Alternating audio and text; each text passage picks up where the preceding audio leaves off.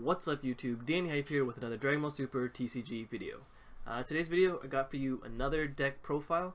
I did plan on posting I wanted to post my CT regionals vlog, but I'm still working on it. It's taking a little bit longer than expected, but that'll come up shortly because I wanted to release it before the Orlando one to hopefully give you guys some tips while preparing for regionals, or just any advice I could give, plus showing you obviously my experience, because CT regionals was a blast, and I'm sure Orlando, the next one coming up, Orlando is going to be like super fun, and then I'll be at the next one, the Vegas one, so yeah, that's going to be super fun.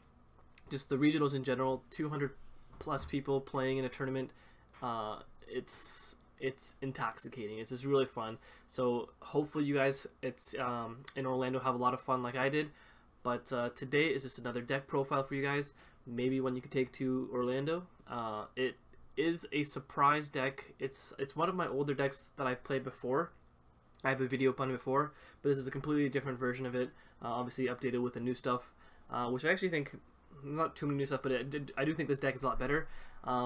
It is the dual attack Goku from set 1. I usually don't post my decks unless I've actually played them and have won tournaments with them, and I've won my last 3 locals with this particular deck. So it is pretty good. I don't think it's going to be like, I still think Cell's the best leader. I don't think it'll ever top Cell, but it is a good leader. It's a surprise factor because no one else is going to be playing it, or some people don't even know what it does. But yeah, it's really fun. So actually the benefits, it's really fun. It's new. It's different because I've been playing Cell for so long that, you know, playing anything else different just felt so good for me. So it's different. Catch your opponent off guard. It's really cheap. Most decks are pretty cheap, but this one's like super cheap. It's good, and I don't know, just it's a different way to play the game. It's easy actually. If you want to get somebody else new into the game, you could easily show them this because it's just a mono blue deck, which is pretty straightforward, pretty simple. It's a good way to, you know, bring new people into this game if you want to show them this deck, or for anyone who's a beginner and just wants to try a random deck. This one's really good. So actually, let's just get into the deck and hope you enjoy.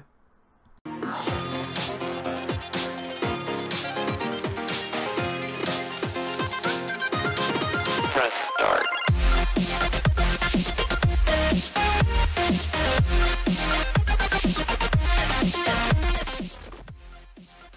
And bam, here's the deck, you guys. Dual attack Son Goku, or he's not called dual attack, but Son Goku. So on his unawakened side, his ability, when this card attacks, it gains 1,000 for each energy you have. So that actually adds up. So what's really good about him on this side, so if you ever get locked on being awakened, because, you know, some people try to lock you, if you don't find your results of training, by turn 5 he's already at 15k and he's swinging, so if they try not to awaken you, they're still having to defend your leader attacks, which actually comes into play quite a bit, because if they're awakened and they don't want to attack you because they want to lock you, each turn they're still ditching cards to defend this attack, and eventually you can just like dwindle them away, and I've won a few games like that.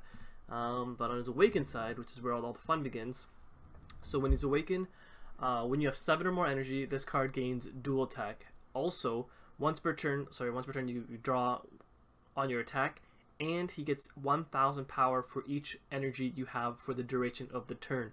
So basically he swings twice. So basically on 7 energy, he's a 22k dual attacking leader, and that's actually quite insane. You know, just imagine having a dual attack battle card out there. Those are usually pretty good. You know, like Mecha Frieza is really good, or just whatever, anything that can dual attack is pretty good. But having it on your leader that can never be removed, and it's just constantly, you know, 22, eventually 23, 24, and it hits, like, once you have 10 energy, it hits up to it's 25 permo every swing, and it's just like, and 2 swings, so it's actually pretty nutty.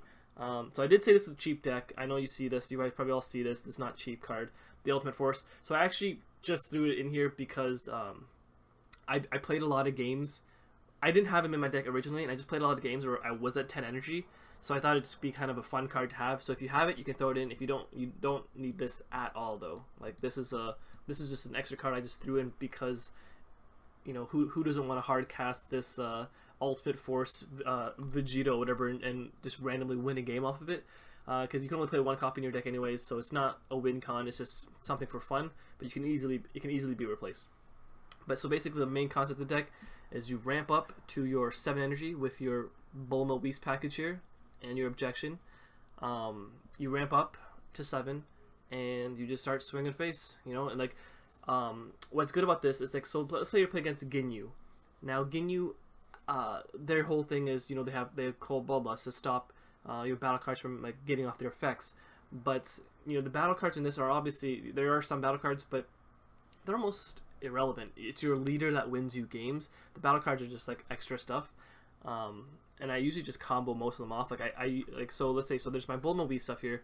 There's your basic Boo, your basic boost attack Piccolo. Now these are your kill cards if the board ever gets too out of control. Obviously they don't work against Ginyu because Ginyu can use Cold Bloodlust them, but eventually those Cold Bloodlusts and Crusher Balls, because they play so much extra cards, it's almost dead to them, because when you're attacking with this, they need to keep defending their life, and when you're attacking twice a turn with your leader and they're trying to defend their life, they're going to eventually run out of battle cards to defend themselves, and they just have a bunch of extra dead cards in their hand and whatnot. So it's actually pretty good that way. But for other leaders, so if you ever do get overwhelmed with things on board, these are your kill cards. Beerus is you know, your basic kill card. This Frieza is actually pretty clutch. That 25k body is no joke, and it's like you play it, and because you have so much energy, because you're ramping, it's so easy to play this. Let's say you play a Boo on the turn, you draw a card, then you play this, then you play your Frieza, you take back your Boo and just basically kill one of their battle cards or put it to the bottom of their deck. So you know, there's an argument to playing this at 4, but I don't know, I just had it at 3 for now. But it is a pretty good card. Also, you can bounce back your Whis and then play Whis again next turn to get even more energy, so you can ramp up even faster. This card just has a lot of utility in this deck. It's pretty cool. Then there's just the Prince of Speed. Now, before I was only running like, I think 2 copies of Prince of Speed, or 1, because I don't know, I didn't really need it against hand destruction. Actually, I kind of needed it, but it's just kind of one thing. It's like, oh, I have Prince of Speed, sure, I'll play it and just draw 2 cards. It's never like, oh man, I can't wait to get Prince of Speed. It's kind of like a whatever card. So you don't really, this card's probably the next most expensive outside of maybe this Frieza. So you don't really absolutely need to play Prince of Speed, but you always have so much energy that it's pretty easy to play him. Now, what's changed him from set 1 to not viable to set 2, pretty viable actually, because I've been winning a lot of games with him. Is this Zen-Oh button, or sorry, the Zen-Oh the playing gun, not button, sorry, that's another card. But this card is actually pretty funny. So you ramp up to like say 7, 8. Let's say you're at 7, 8 energy and your opponent's still sitting at like 4 or 5 or whatever they're at. Now let's say, usually you don't need Zen-Oh that early because they usually can't overwhelm you or do anything. But let's say they do something where they gain such an advantage, or you're top decking, or you have no cards, and this has happened to me a lot. And you have like very few things on board. They have like 2, 3 big monsters on board. And you're kind of just sitting there barely surviving. You play Zen-Oh on, let's say 8, because you want to leave the energy up. Let's say you play your Zen-Oh, tap your 7, you reset everything, right? So let's say I've had times where my opponent had like 8 cards to my 0 cards, and they had 3 things on board to my 0 things on board, and they're basically trying to kill, like they're going for the kill next turn. And I remember one of the tournaments, I top decked Zen-Oh, and I was like, sweet.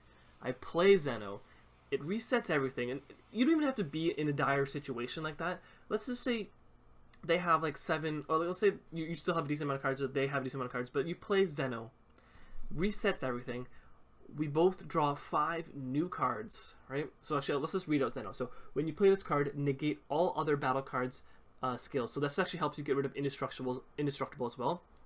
Then choose all cards in both players' hand as well as in their battle card area and return them to their deck. So basically, everyone resets, throws everything in the deck, and then you draw 5 new cards. Now imagine you draw 5 new cards, I draw 5 new cards, but my leader has dual attack and is a minimum 22k at this point, versus your leader who does who knows what, but it's definitely not as good as a dual attacking 22k leader. And now when you attack with him, now especially if they're low on life at this point, if you guys are both awakened and you're both low or kind of in the low area, they have 5 cards now to help defend against your dual attack. So let's say you rip 2 attacks off and they do defend it. Now they're down to, and they have to usually pitch more than one, or they negate, or they pitch a negate and then combo if you don't combo. They just lost 2 or 3 of their 5 cards starting their turn. Unless they draw the nuts or something off of it, it's really hard for them to even play anything to finish you. Come back to your turn, they're even lower cards now, and it's just, he just cleans up right after Zen-Oh comes in. Now this guy, yeah, like I said earlier, I just added him. It's a 10 drop. I found myself, I always stopped at around 10 energy anyways, so that I'm a permo 25k, because when you're at 25 or 26, it's irrelevant, because 25 and 26 are the same number, same as 20 and 24 are the same number, because if they're going to guard your 20k attack, they need to hit 25 anyways, so anything 20, 21, 22, 23, 24, they're all the same number when defending, when I'm attacking, they're defending. So when you hit 25, that's a sweet spot, because they gotta throw a 10k combo plus a 5k combo or something like that, and that's a sweet spot. So that's usually where I stopped, and I found myself sitting on 10 energy a lot because I played 2 or 3 weeks a game, and it's just, I don't know, it seemed a lot of turns. I'm like, man, if I just had this guy, that'd be pretty sweet just to play him. But I've never actually, you don't actually need this to win. And then you go to your extra cards, your basic Whis, your basic Objection, my favorite card in the game. Senzu Bean, your results of training, so you can awaken, obviously, and then this card. This is the card that also makes this guy insane. Basically, this is how a lot of my turns went with Zen-Oh and with this card. It's like I would play him, give my leader dual attack. Sorry, so this card gives you double strike. Sorry, so you play this card. You have to play during your main phase. So you play during your main phase. You give your leader double strike, and you draw a card. So I gave him double strike, then I play Zen-Oh, resets everything. Now they got to deal with a minimum 22k dual attack double strike leader with 5 random cards that they just drew, and a lot of times you can just game them right there. So that's what makes them really fun to use. But yeah, that's the deck, you guys. So now in playtesting before, I had, let's say, I think I had less Prince of Speeds, and I didn't have him. I think I was playing 1 less Whis, but I did find I wanted 4 Whis just because I just want. There's so many turns where I had so much energy, like, man, I just want another Whis just to kind of get to my numbers faster. But I was playing, there's the peel off you can play, because it does help you. It's the peel offs when it negates their skill effects, so it can help you when people are trying to, you know, double strike you for the win, or double strike you trying to kill you that way, or they're trying to critical you. You can take away their crits. That's a good side deck card for if you notice there's a lot of key red ability skills that are being used against you that you need. I actually didn't mind it. I probably test with him in the deck and without the deck. Like right now this is without, but before I was playing with him in, and there were some situations where it's like he helped, but it was kind of like I didn't need him. That's why I took him out. Another one is the Trunks, the unyielding Trunks, where you can untap your energy. Now I like that card in general. In this deck, it's not as I didn't seem to use it as much. I was playing it before, but every time I had it, I just energied it, because I have so much energy that I'm rarely getting to the point where I need more energy with him. Like I need to use him to untap an energy to do whatever. Like there are rare situations where it's like, oh man, I wish I had, you know, 4 or 5 energy so I can play my 4-drop Beerus and still have 1 untapped or something like that. But for the most part, I had so much energy because I was ramping so much that I never needed to. The other card you can play is the red Champa card that gives you double strike. The only reason I don't like that one as much is it only gives you double strike for the battle opposed to the turn, but it does have the surprise factor. So if you can fit that in, or if you want to fit that in, you can. But I never felt like I needed it. Those are just like some of the cards. You can also add other cards, just and any random one. I was like, there's games where it's like I had like however much energy, and I'm like, man, if I just had a Beerus right now, like the 7-drop Beerus, I think I might win this game. Or if I had, or even playing like that 6-drop 1-hit Vegeta, where it's like you can play him for free if you have, or you can evolve for free if you have 7 energy, which you easily will have 7 energy, and you can evolve on top of this if you want for a triple striker. Those are just like random cards that you could add in, but you don't really need. The other one is the Whis, the other Whis, because you can search out your here, but you can also search out the semi-indestructible blocker Whis. That could help sometimes. I never felt like I needed it, but there are situations where it's like having a blocker to help you defend yourself to get to those later turns easier could help. But for the most part, I actually haven't run into anything that was too annoying for my leader to deal with. I haven't, like, since I've been back from regionals, I actually haven't lost with this deck yet, like in a full match. I've gone to game 3s and stuff, but I've never actually lost with this leader. Surprisingly, like I played it just for fun because I liked Leader. I didn't realize how good it was, but it's actually pretty good. It could be a sleeper, but I don't know. Cell's still ability. Cell's just really too good. And there's also things like, I was thinking like, man, like what really hurts this deck? It's like hand destruction hurts this deck, right? Because it does kind of hurt me. My Cell deck that I took regionals, I'm like, man, that would just destroy this deck. And it does in some cases, especially if you can get your 7-drop Beerus off to kill me, because early game I do suffer from, if I can't awaken, I will suffer from not having as many cards, and that's where Princess Vegeta just come into play. But there are times where I'm like, man, I'm getting wrecked by this hand destruction deck, like this hand destruction Vegeta deck. And then all of a sudden I'm like, wait, I'm on 7 energy. Oh wait, I have Zen-Oh. Oh, that just changes everything. You play Zen-Oh, resets everything, and it's just like, oh, never mind, I'm back in this game. And that's why I might even play 4 of him, just because he really comes in clutch. And yeah, so I haven't run into anything that's really put too much pressure on my deck to make me be like, oh man, this deck sucks. For the most part, it's been pretty successful. So I don't know, like, if you guys are looking for something different to play, something new, definitely try this deck out. It's pretty strong. I'm not sure how strong. I've played in 3 tournaments and I've won them all so far, going undefeated.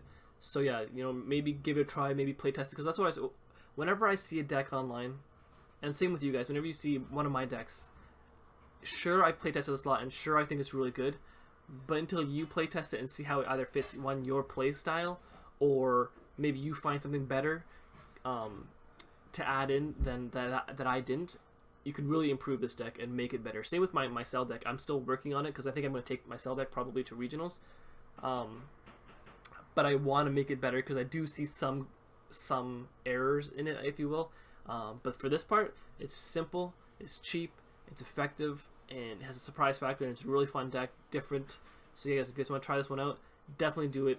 And let me know how it goes, because I've been getting, like, I get a lot of messages from you guys, like private messages on my Facebook or whatever, even on this, where you guys have taken my decks and either used them at your own locals or used them here and there, and you guys have had success with them. And I love hearing those success stories, you guys. So if you guys have more of those, and if you're afraid to just even ask me about anything, people always ask me if I've updated my other decks or if I've done this or that, and like, I love talking about this game. So if you guys are ever want to message me and just talk game, please do so. You can easily find me on Facebook. I post here and there, or just comment down here and just talk shop with me, because yeah, this game is super fun, and hopefully I can see some of you guys in Vegas, and yeah, hopefully you guys play this deck and enjoy it, and I'll see you guys next time.